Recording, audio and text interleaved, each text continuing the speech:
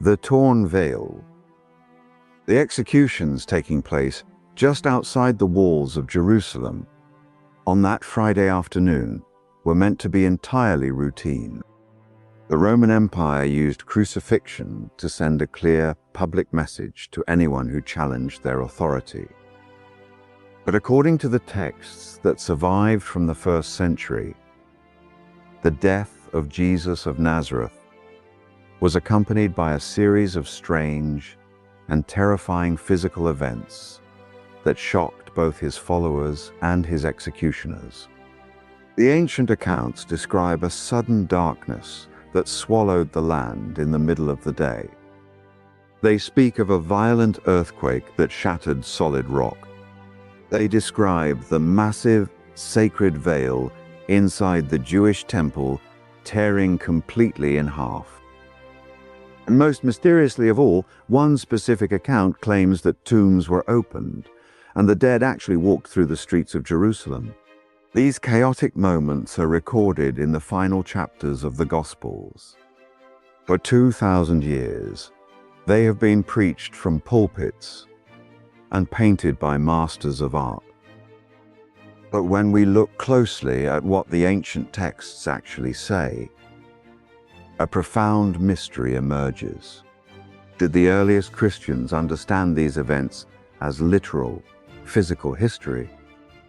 Were they apocalyptic symbols designed to show the cosmic importance of the crucifixion?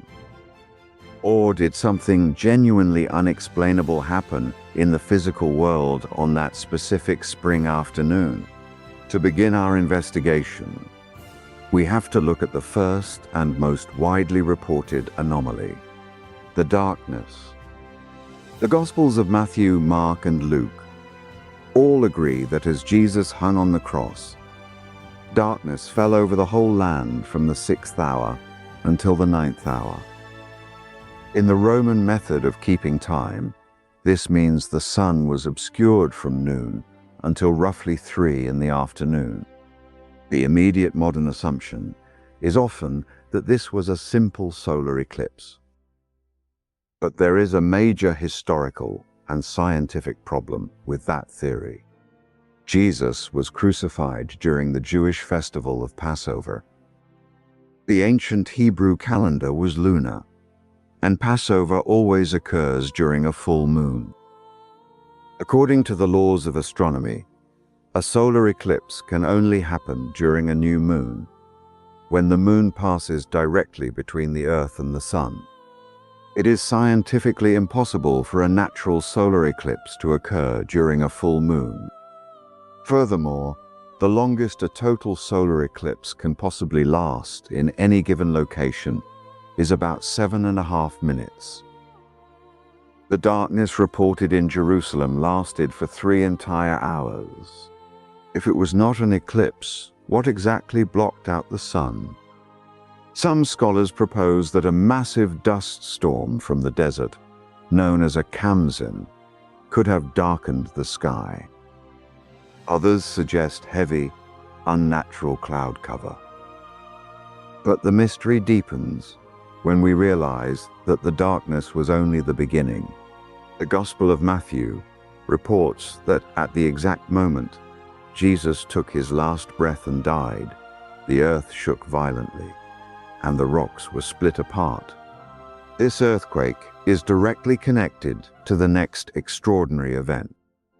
The text says that the veil of the temple was torn in two from top to bottom. To understand the impact of this detail, we have to understand what the veil actually was. This was not a thin, transparent curtain. In the 1st century, the Jewish temple rebuilt by King Herod was one of the most magnificent structures in the ancient world. Inside the sanctuary, a massive, heavy tapestry separated the holy place from the Holy of Holies. The Holy of Holies was the most sacred space on earth for the Jewish people, representing the direct presence of God. No one was allowed to enter it except the high priest, and he could only do so once a year. Early traditions suggest this veil was incredibly thick and extremely heavy, woven from blue, purple, and scarlet yarn. For a curtain of that magnitude to tear entirely from top to bottom requires extraordinary physical force. Some historians argue that the earthquake mentioned by Matthew could have compromised the structural integrity of the massive stone lintel above the veil, causing the heavy fabric to rip under its own immense weight. But the tearing of the veil is not where the strangeness ends. The Gospel of Matthew adds one final detail that has puzzled scholars, theologians, and historians for centuries. It is a detail so strange that the other three Gospel writers do not even mention it. Matthew writes that when the earthquake struck, the tombs broke open, and the bodies of many holy people who had died were raised to life. The text says they came out of the tombs after Jesus was resurrected, went into the holy city, and appeared to many people. This bizarre event forces us to ask difficult questions. If resurrected saints were walking through the capital city of Judea, why did no one else record it? By the end of this investigation, we will examine the historical evidence outside the Bible, uncover how the earliest readers understood these passages, and separate what we can know for certain from the interpretations that developed centuries later. Continuo para a proxima part dois, but the text of the Gospel itself tells only part of the story. To truly understand why these phenomena became so controversial, we need to compare how different modern readers, ancient historians, and early church leaders have interpreted these accounts. While many traditional believers view the darkness, the earthquake, and the resurrected saints as literal historical facts, a large number of modern Bible scholars suggest a very different explanation. Many experts argue that the author of Matthew was using a specific ancient literary genre called apocalyptic writing.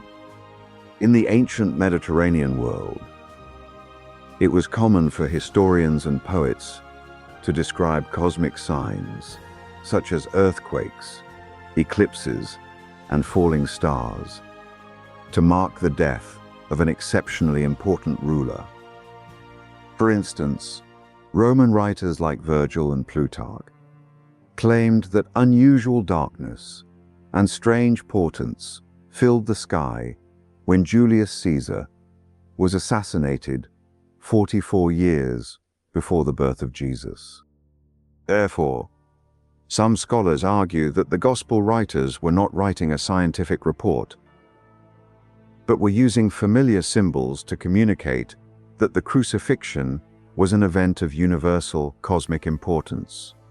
The controversy becomes even more intense when we look closely at the different theological interpretations of the torn temple veil. Christian traditions across the centuries have generally agreed on its symbolic meaning, but they emphasize different aspects of the text. Catholic, Orthodox, and Protestant theologians almost universally interpret the tearing of the veil as a sign that the barrier between humanity and the presence of God was permanently destroyed by the death of Jesus. Because the veil was torn from top to bottom, early commentators argued it proved that God himself had performed the action, signaling that the ancient sacrificial system of the temple was no longer necessary. However, historical records from that era reveal that Jewish authorities did not report a sudden destruction of the veil. The first-century Jewish historian Flavius Josephus, who was a priest and wrote extensively about the temple, never mentions the curtain tearing in half on the day of the crucifixion. Josephus does mention that a few decades later, before the temple was destroyed by the Romans in 70 AD, the massive eastern gate of the sanctuary opened by itself in the middle of the night, which many viewed as a terrifying omen. This silence from non-biblical Jewish sources has led some historians to suggest that the tearing of the veil was a symbolic theological narrative rather than a physical event witnessed by the public. But the most difficult and debated part of the entire narrative remains the resurrection of the holy people in Matthew chapter 27. For centuries, scholars have asked why the Gospels of Mark, Luke, and John are completely silent about a multitude of dead people walking through Jerusalem. If such an extraordinary event had physically happened in a crowded city during a major religious festival, it seems highly unlikely that other eyewitnesses would fail to mention it. This silence has created a sharp division among Christian interpreters.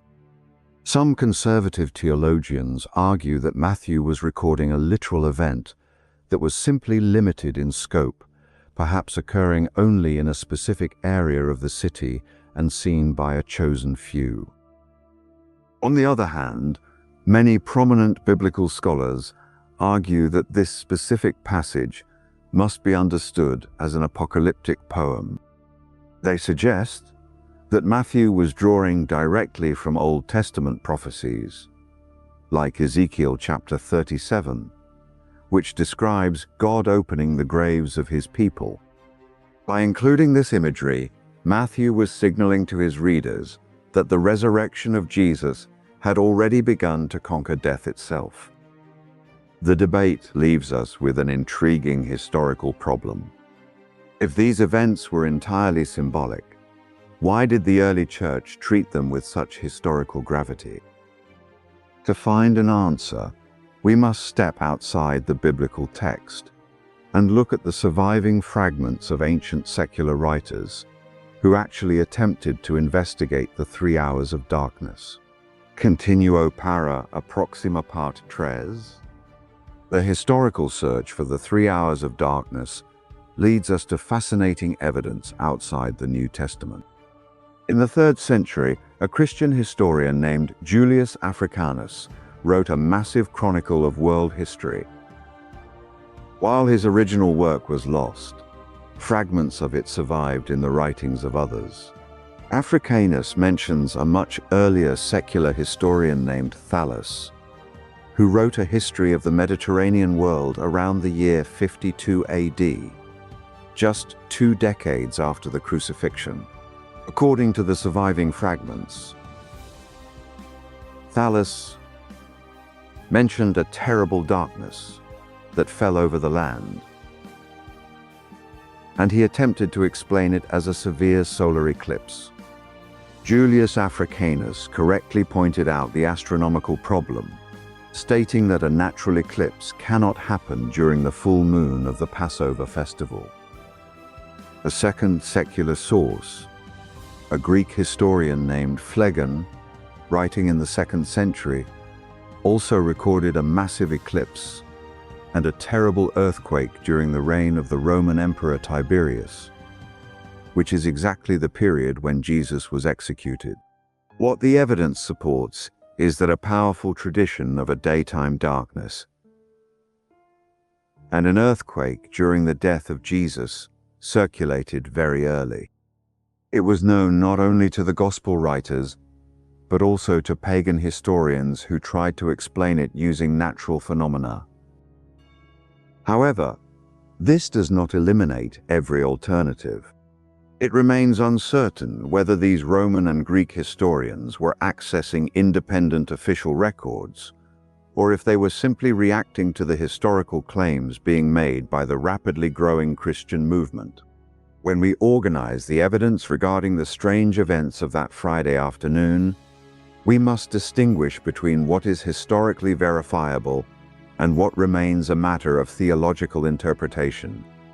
What we can say with confidence is that Jesus of Nazareth was executed by Roman crucifixion.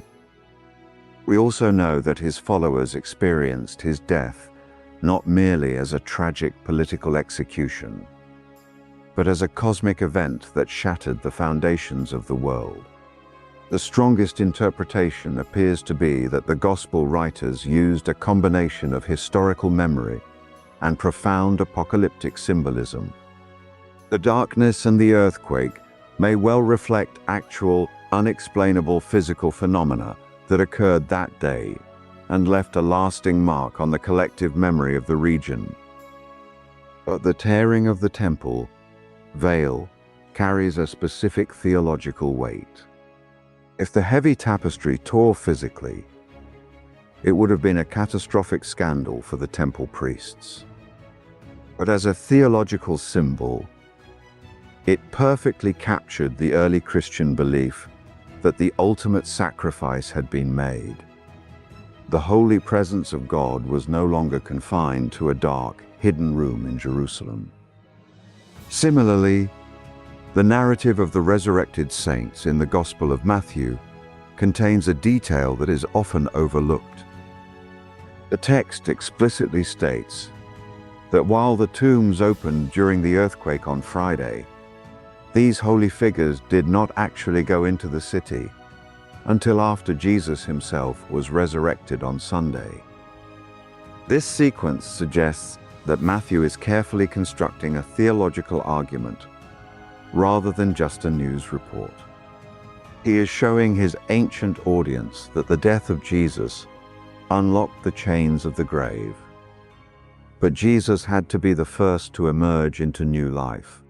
The popular claim that modern archaeology has definitively proven every detail of these chaotic 3 hours goes further than the sources allow. The ancient writers were not producing a scientific document. They were writing sacred history. They were trying to capture a moment when, according to their deepest convictions, eternity violently intersected with human time. But the strange signs at the crucifixion lead us directly into an even deeper mystery. According to Christian tradition, the physical death of Jesus was only the beginning of a supernatural journey. Early texts and later creeds claim that before his resurrection on Sunday morning, his spirit descended into the realm of the dead. A mysterious and debated event known as the harrowing of hell. If you would like the next investigation to examine exactly where early Christians believed Jesus went during those 3 days in the tomb, leave the word afterlife in the comments.